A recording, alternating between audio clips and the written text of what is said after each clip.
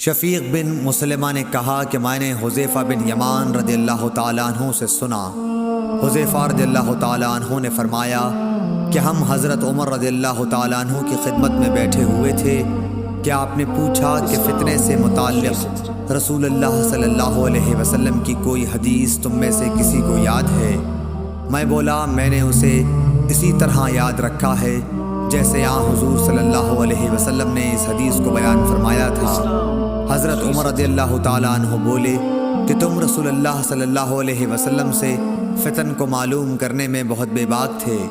میں نے کہا کہ انسان کے گھر والے، مال، اولاد اور پڑوسی سب فتنے کی چیزیں ہیں، اور نماز، روزہ، صدقہ، اچھی بات کے لیے لوگوں کو حکم کرنا اور بری باتوں سے روکنا ان فتنوں کا کفارہ ہیں۔ حضرت عمر رضی اللہ تعالیٰ عنہ نے فرمایا کہ میں تم سے اس کے متعلق نہیں پوچھتا، مجھے تم اس فتنے کے بارے میں بتلاؤ جو سمندر کی موج کی طرح ٹھاٹھیں مارتا ہوا بڑھے گا۔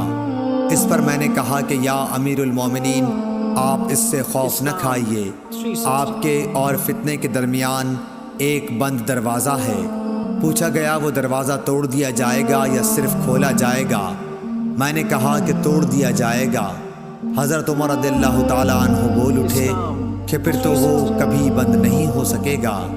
شفیق نے کہا کہ ہم نے حذیفہ سے پوچھا کیا حضرت عمر رضی اللہ تعالیٰ عنہ اس دروازے کے متعلق کچھ علم رکھتے تھے؟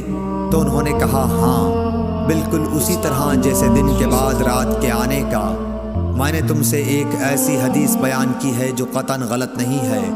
ہمیں اس کے متعلق حذیفہ رضی اللہ تعالیٰ عنہ سے پوچھنے میں ڈر ہوتا تھا کہ دروازے سے کیا مراد ہے، اس لیے ہم نے مسروق سے کہا کہ وہ پوچھیں۔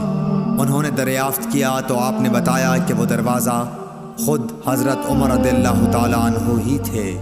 صحیح بخاری حدیث نمبر 525۔